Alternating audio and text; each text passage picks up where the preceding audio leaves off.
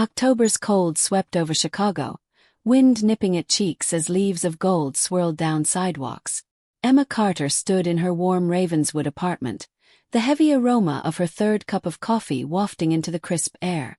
Commuters streamed by outside, scarves flying, their urgent footsteps echoing the city's agitated heartbeat. 3 years as a freelancing graphic designer had reduced Emma to juggling anxiety into artistry, designing logos, websites, and brochures for startups as scrappy as they were ecologically aware corporations. Her name became well known as a branding specialist for environmentally friendly businesses, word of mouth delivering fresh projects. Her apartment, nestled in a suburban niche, was a creative sanctuary. A corner desk shone with a high-tech computer and 2 monitors, walls vibrant with her graphic design prints, bookshelves buckling under books on type and color. The room shrieked concentration, no whiff of romance, a conscious decision as her friends her age sported wedding rings and baby showers. Weekends were spent fleeing to her parents' Evanston house, an hour's drive, where John and Margaret cooed over her bachelorhood. "Emma, don't you think it's time you found someone?" Margaret had said last Sunday, her voice husky with concern. Katie had such a lovely life ahead of her. The name had stung like a new bruise. Katie, Emma's little sister, had been a vision. Chestnut curls, warm brown eyes, a smile that could light up a room. A biology major with dreams of a PhD, she'd been pursued by many, marrying her college sweetheart, Ethan, and being their parents' pride. But 5 years before, a snowy evening crash took her at 27, leaving a raw, open scar. Emma tended to envision Katie's unlived life. Heading up environmental research, raising children, her laughter ringing. The images awakened love, sorrow, and the overwhelming burden of carrying her parents' dreams by herself. Drinking the last of her coffee, Emma shelved the ache and settled at her desk, adrenaline coursing for an afternoon pitch. Green Harvest, a new organic food company, needed a complete makeover, a possible career maker deal. Monday morning began with the cheerful whir of the coffee maker, steam unfurling as she booted up her laptop. 3 messages pulsed: a menu for a Lincoln Park restaurant, a brochure for an eco-NGO, and a game maker, a corporate refresh for Windy City Builders, a 50-year-old company turning green by building green. Emma's heart pounded. This could launch her career. She jotted a schedule, her systematic method an anchor in freelancing's uncertainty. Morning blurred into the bistro's menu, her drawings blending country charm and urban panache, adjusting fonts until they sang. Time got away. She didn't take lunch, realizing only when she felt hungry after 2 p.m. A rushed sandwich later, she prepared for a 3 p.m. Zoom with the NGO, a climate change campaign very dear to her heart.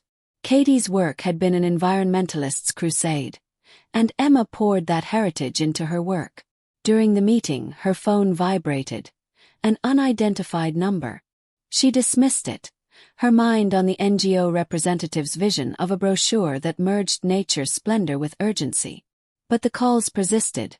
5 in 20 minutes, persistent like a warning drumbeat. "Sorry, this may be urgent," Emma interrupted the call, her heart racing. The ringing ceased when she picked up the phone, leaving her furrowing her brow. She wrapped up the meeting at 4:30 p.m., then called the mystery number. No answer, no message, just creepy quiet. Squirming unease crawled over her skin, but she wrote it off as a freelancer's risk. Wrong numbers were de rigueur. Nightfall brought research into Windy City Builders, their green projects making her thrill with excitement. This was her type of challenge. During a hurried pasta supper, the calls nagged at her, a cloud over her concentration. Curiosity got the better of her as she checked the old landline's answering machine, a dusty relic. "You have one new message," it declared. Her breath was caught. "This is the Chicago Police Department. Are you Emma Carter? We have a pressing issue. Please return the call right away." Her hands were shaking as she wrote down the number, playing the message back. The police. She never had jaywalked, much less broken a law. Was it her parents? A mean prank? Her heart racing, she called the station. "Chicago Police Department," a woman said. "This is Emma Carter returning your call." Hold on. A moment, then a serious voice. Miss Carter, thank you. We need to talk about something important. What's going on? Emma asked, her voice strained. We have a 3-year-old boy in custody, with you as the emergency contact. The words slammed into her, surreal. I don't have children, she said, confusion rising. There's a mistake. A long silence followed. Miss Carter, please come to the station. We'll clarify everything. The child is asking for you. Her mind spiraled. A child asking for her? Was this a scam or something darker? I'm on my way, she said, her voice shaking. Grabbing her coat and keys, questions swarmed. A mix-up. Someone using her name. Chicago's neon-lit streets were ominous as she drove, shadows moving in alleys. The police station towered, its stark face glowing under intense lights. She parked, the biting wind cutting through her as she exited, her breath misting in the night. The lobby's fluorescent glare was cruel, the desk officer's gaze piercing as she gave her name. He took her down a sterile corridor, footsteps echoing with a heartbeat. Ms. Carter. A woman officer came over, her uniform sharp, nameplate stating Deputy Alvarez. Her professional composure covered a flash of sympathy, but her eyes contained something that made Emma's stomach twist, a hint of a truth that would destroy her reality. Fluorescent lights at the Chicago police station shed harsh shadows, and Emma Carter's discomfort was amplified as she was led by Deputy Alvarez into a tiny conference room. Yes, I'm Emma Carter, here regarding the phone call. Her voice cracked, revealing the tempest of questions raging inside her. Thank you for arriving so promptly. Deputy Alvarez's voice was by the book, but her eyes betrayed a flash of sympathy. Please sit down. Let me tell you what's occurred. She guided Emma to a table graced by old chairs, the walls covered in tattered community safety posters. Flicking open a thick file, Alvarez's voice was unvarnished. Today at 2 p.m., a resident in Lincoln Square called in a report of a 3-year-old boy walking alone and crying. Emma's heart tightened, her hand closing into fists on her coat. We discovered him, dirty and frightened, with evidence of malnutrition and bruising on his arms and legs. Emma gasped, her hand racing to her mouth. He's been admitted to Lurie Children's Hospital for a complete examination. He's stable, but he hasn't been well taken care of. Horrible. Emma breathed, her head spinning. But I don't know this child. Why am I here? Alvarez pushed a small plastic bag down the table, and a tarnished silver locket with a dainty rose pattern etched onto it lay revealed. He was holding this when we picked him up. There was a piece of paper inside with your name, phone number and address. Emma's breath stopped as she looked at the locket, a faint memory pulling her. Had she seen it before? Can I see the paper? She couldn't quite get the words out. Alvarez gave her a crumpled note, Emma's information written in neat, strange handwriting. This isn't mine, she shook her head. I didn't write this. I don't know who did. Alvarez leaned in, her eyes fixed. Miss Carter, we'd like you to meet the boy. It may trigger something. Emma nodded, her heart racing, no other way to go. They proceeded down a clinical corridor, the sound of their footsteps heightening her fear. A sign said, Visitation Room. Alvarez knocked gently, and a woman's voice invited. Come in. Are you ready? Alvarez questioned, her hand on the knob. Emma swallowed convulsively, managing a nod. I'm okay. The door groaned open, showing a low room with a small table and child's chairs. A social worker sat close to the door, her face warm but wary. Leaning against the edge of the table was a boy, no more than 3. His chestnut curls in messy tangles, his big brown eyes focusing on Emma. Stains covered his clothes, smudges blotted his cheeks, but his face was heart-stopping. A nose slightly turned up at the tip, smooth, round cheeks. Emma caught her breath, rooted. Katie, she breathed, the name tumbling out like a habit. The boy was a live echo of her sister at the same age, as if a worn photograph from their childhood album had come to life. The identical curls, the identical soulful eyes, the same questioning face. Miss Carter, is everything okay? Alvarez asked, worry furrowing her brow. Emma collapsed into a chair, her knees trembling, her thoughts spinning. She'd looked at Katie's childhood pictures 1,000 times, committing each detail to memory. This boy, there was no mistaking his face. Your name? She asked softly, leaning in. He paused, shy, then whispered, Ryan. Ryan, Emma said softly, her eyes soft on him. You must have been terrified. He nodded, holding the locket tightly, his little fingers shaking. Mama gave me this. It's special. Emma's heart shifted, a tidal wave of feelings slamming over her. If this was Katie's child, it was a secret from everyone. Impossible, unthinkable. Katie had perished in that crash 5 years earlier, just married, with no suggestion of pregnancy. Ryan, where's your mama? Emma asked, her voice trembling. The boy's eyes shone, his voice barely above a whisper. In heaven. She's a star now. Tears stung Emma's eyes, her throat constricting. This child, lost and forsaken, bore Katie's face and a mother's absence. The social worker spoke up, her tone measured. We spoke to his adoptive parents. His birth mother passed away years ago, but they claim they don't know much beyond that. Emma knelt before Ryan, taking his small hands in hers. Don't be afraid, Ryan. You're safe now. For the first time he smiled, a smile so like Katie's it stole Emma's breath, a ghost from her memories. Ms. Carter, Alvarez replied. Do you recognize Kevin laughing like that? Emma stood up, smearing her tears. I require a DNA test. I need to know if he's kin to my sister, Katie. Alvarez nodded again. We will make arrangements, though it will take a few days. Meanwhile, Ryan will be kept at a child protection center. Emma gazed at the boy, his eyes still locked on hers. Ryan, I will come and see you tomorrow, Kevin, okay? I promise. He nodded enthusiastically, holding the locket as a lifeline. Exiting the station, Emma's thoughts were a whirlwind of confusion and determination. Why had her sister hidden him, if he was Katie's? In the vehicle, she held back from calling her parents, holding on to her phone. They should know, yet the truth might break them all over again. The wind of autumn tumbled against the windows, and Emma looked up at the starry sky. Was Katie watching, leading this child to her? 3 days went by before her phone rang at dawn, the Chicago Police Department's number blinding. Her heart racing, she picked it up. Miss Carter, this is Deputy Alvarez. The DNA results are in. Can you come to the station? I'm on my way, Emma said, shaking hands as she took her keys. Riding through Chicago's gray morning, her thoughts whirled with possibilities.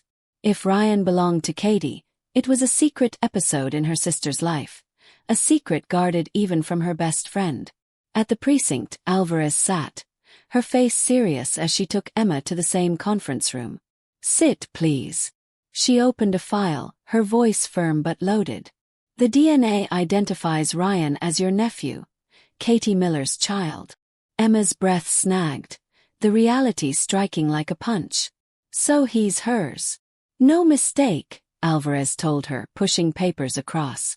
The adoption records show Ryan was surrendered 3 years ago, at birth.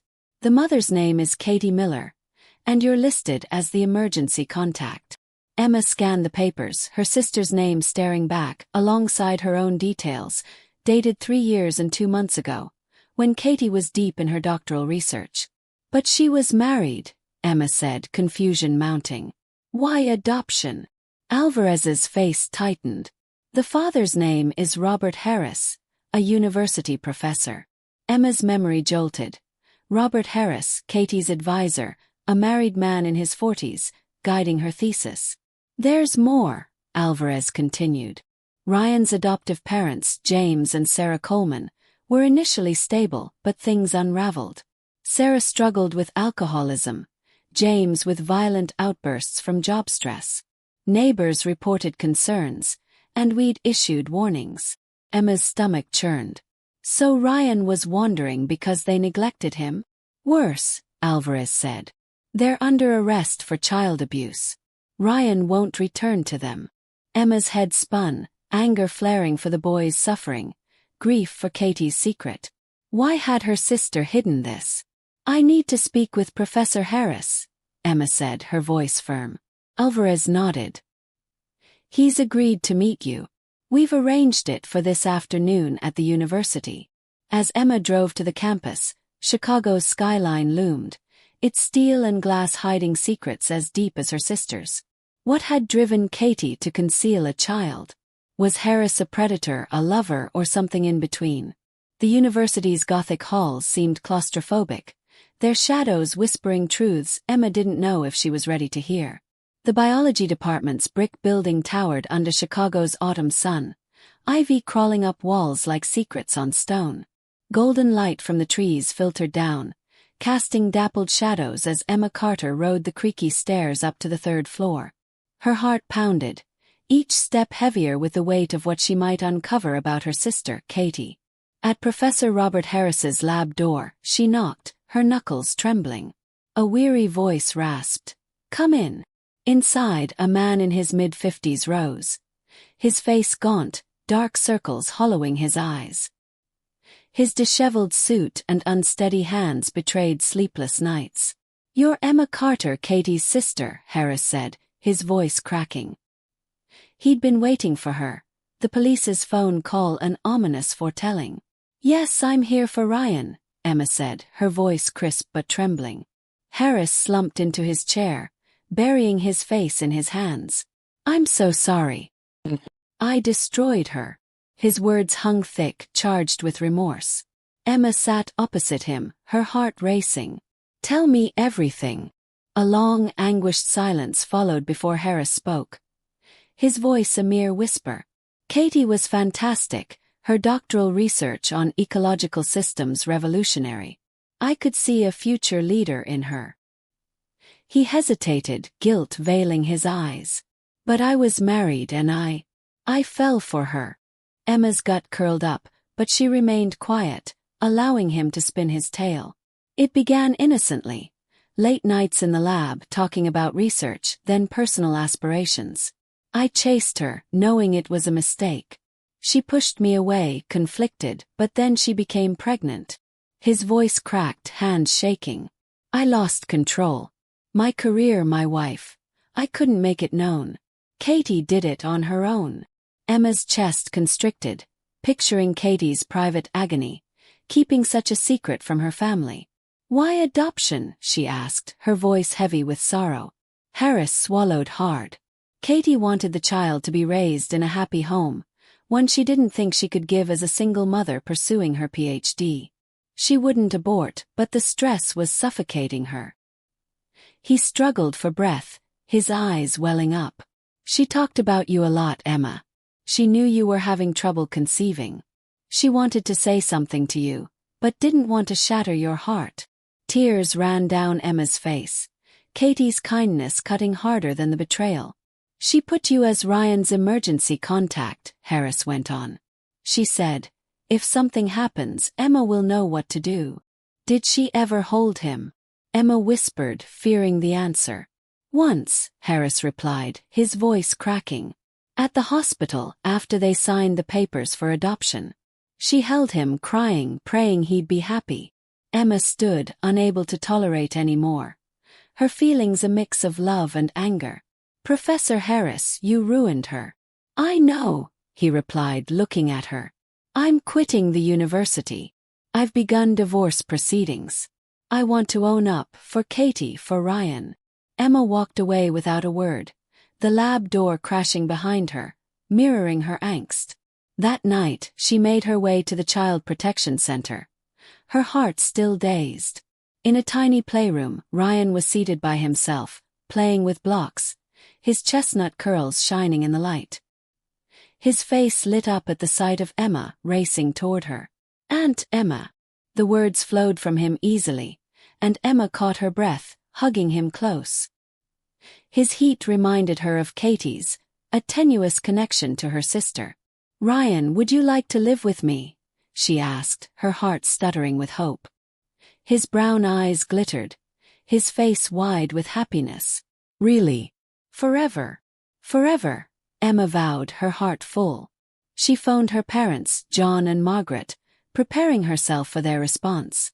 The line crackled with shocked silence as she described Ryan, Katie's secret son. Margaret's voice dissolved into tears. Katie loved us all, even then. We'll love him, Emma. We'll help you raise him. John's calm voice added. He's our grandson. We're family. The next day, Emma dove into the legal maze with Child Protective Services, filing to become Ryan's guardian. Paperwork piled up, home visits loomed, but her resolve was ironclad.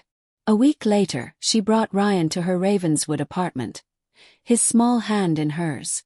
The space felt alive with his presence, no longer just a workspace but a home. Ryan, this is where we'll live, she said, kneeling to his level. He wandered, eyes wide, stopping in front of a framed photograph of Katie on the wall, her smile beaming from her lab days. It's Mama, he exclaimed, pointing.